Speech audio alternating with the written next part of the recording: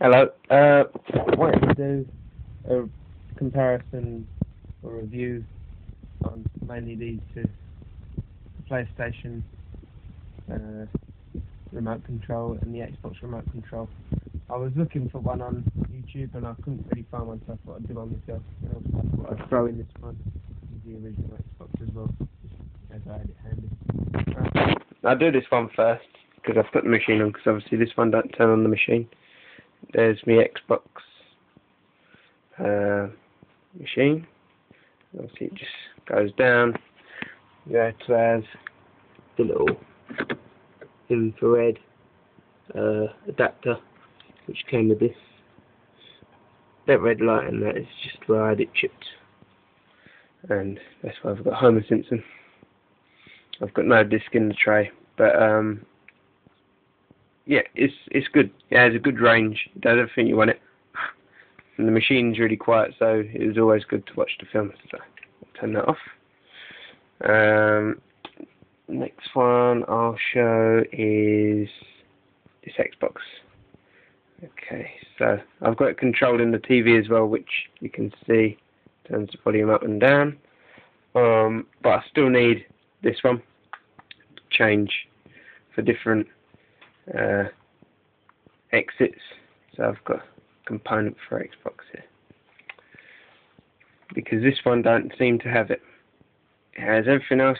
You have on, off, open, play, pause, understand things, display, or focus, DVD menu, title, info, back. Okay, and then it's got Y, X, A, B. That one's got live TV, guide, that's TV, channel and program, mute, volume, that's for the Windows Media Center. This one here is enter, record, and input clip, which I thought would be used on this as changing the source, but it doesn't. Then down here you've got all the numbers, return or back or whatever, 0 and 100, and you've got letters as well above each one. It's not really focusing, I don't think, but still, anyway. So when I want to turn it on, it lights up as well. I'll show that in a minute. When you want to turn on the Xbox, because I've tuned it to the TV now, I have to press TV, and then I can press on or off, or the Xbox logo, I'll press on, and it turns on. I only got this today, so please bear with me, I'm a novice with it. Let me close the blind a sec, so I can show you it lighting up. Wait for it to turn on. It lights up for a second, a bit like the chat pad. I'll put that on as well. It's the same sort of thing as a chat pad. You have batteries in the back. Oh, just turn the TV on to mute. Mute. Regular batteries in the back there. They're just rechargeable ones because I got it second hand, so it never came with batteries or a book, so I had to try and Google it to get it to work with the TV. Okay, so there's all the lights on it. That's the same. Press it again. Now, when people was saying you press TV on the video I saw online, these buttons here, these and these, this little sort of square here, glow red. But when I press it, it doesn't. I don't know whether this is an old model or whether the LED inside got broken because it's second hand, I don't know. You have to point it at the machine itself. Let's hope I started it on the right setting. So you have it on the machine, and it works fine, no problem at all. And unlike the PlayStation, which I'll get to in a little while, I've really thought I was going to have to synchronise it like the controller. I press and holding this and pressing the sync button on the Xbox itself. But as soon as I press the button on there, it tuned itself in. So that's really a really good plus point for it. I haven't tried it for a DVD yet because, as I said, I only got it today. But I have watched Sky Play with it, and it worked fine. And there is a setting on here to change the things. They can use it for the TV and that as well, but I won't go into that. I just wanted to do it quickly. That's my gamer tag if you want to add me. I really don't mind, I'm not fussy. And there's my little avatar. Yeah, so, yeah, you press the Xbox Guide button and it all works like normal. You got open and close disk tray, which is really handy.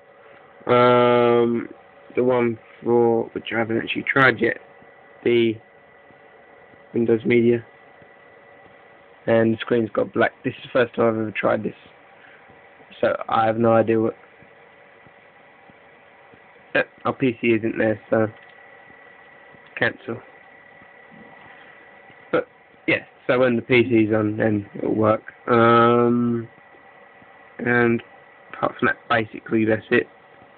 And I'll turn it off, which is also very handy because you haven't got to hold down the button.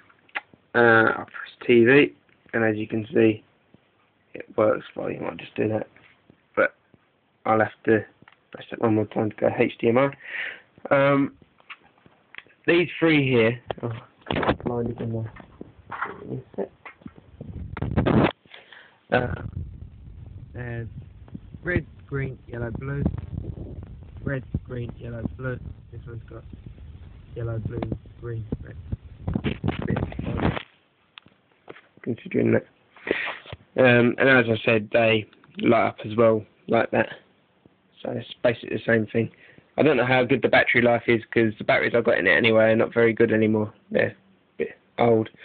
And I've only just got it, so I can't say anything. This one is Bluetooth. Where's the logo? There. Again, it's not focusing very well.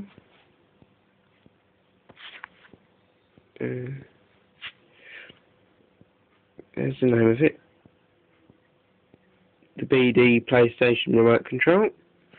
It's got the old PlayStation logo, which I no longer have. I've got the Slim.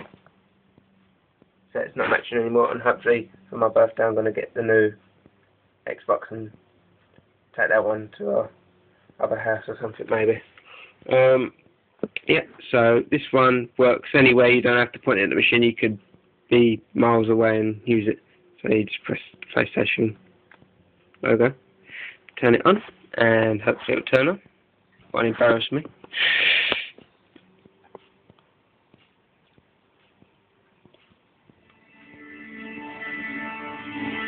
There we go. And there's my Bioshock theme.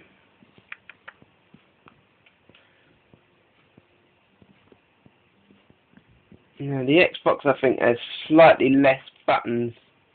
It sort of opens up on-screen menus more, whereas this one has quite good things. One that I use a lot is the time.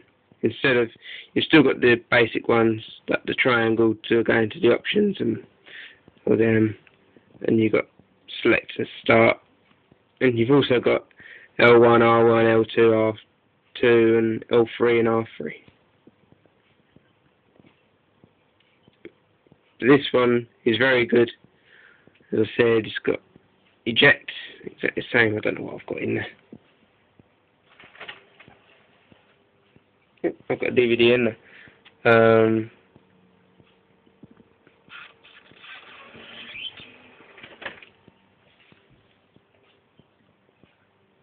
Let's see. I think I know what one it is. I can't pause this camera, so that's why it's a bit dodgy editing.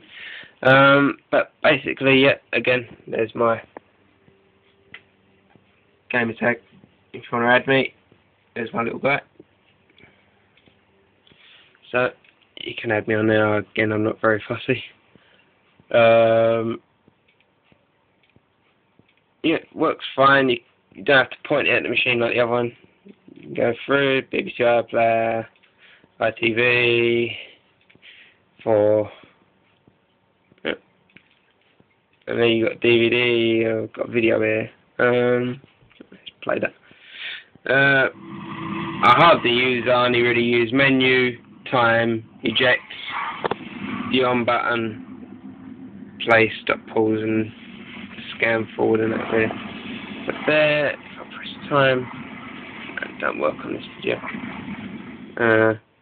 There you go. Pause. Press pause again, it'll play. Pause it and you press play, it plays. Very, very simple. This is quite a good one. As I said, and also another thing I like about it is, in fact, I think it will put up there. The batteries. It's gone down 1 bar. I got this in December and we're in June, coming up to July now. And they're just regular batteries that actually came with it. Sony ones. And this is the first time I've seen a bar, would you believe it? Go down. So, there you go. It's on camera. The first bar has gone down on camera. Yeah, it's very good. Out of the two, this one, you have to turn it off. You have to either, if you wanted to do it from your chair, you have to go to the menu. It comes up as controller 7.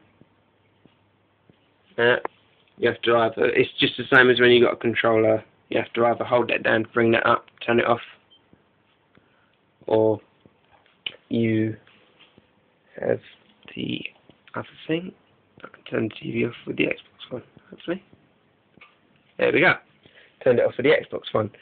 Now, I'd say this one, can't do it with one hand. Or can I? It's kind of difficult to tell, but that one I know because I did it earlier with 2 hands. Is in fact slightly shorter.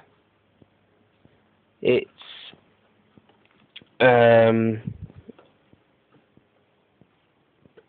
not so wide, only slightly. If you look, you can see black, but it's not a lot in it. You can't really see it on the camera because of the shadow. But in fact, it's slightly more chunky, I think. Only slightly. But there's not a lot in it. They're roughly the same. But I think because it's got a slight curve in it, it makes it a little bit chunkier. They've both got good and bad points. This one lights up,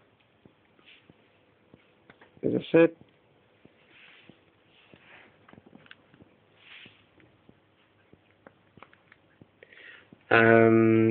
And can connect to other things, universal. The only bad point is it hasn't got all the buttons for the TV. It's got buttons on there that should work for it, but don't seem to work. Unlike the TV one, which has source and the other menu buttons to go into it. Obviously, the TV one you'd have to use anyway for like things like picture-in-picture and stuff. This one's really good because you don't have to actually point it at the box, and it's really reliable and stuff. It depends which one you use most. I used to always use the Xbox for media player, but then when I got the Slim, it was very, very quiet. Actually, for quite a long time, I used the other one over these two until I got the remote for this one, because when I got the Slim, it was even quieter than the fat one. And that's when I started using it more. I also got the HD TV then from the grandparents that gave me it. So I had the HDMI for that one, so it boosted the Blu-ray player up considerably from the 720p one I had before.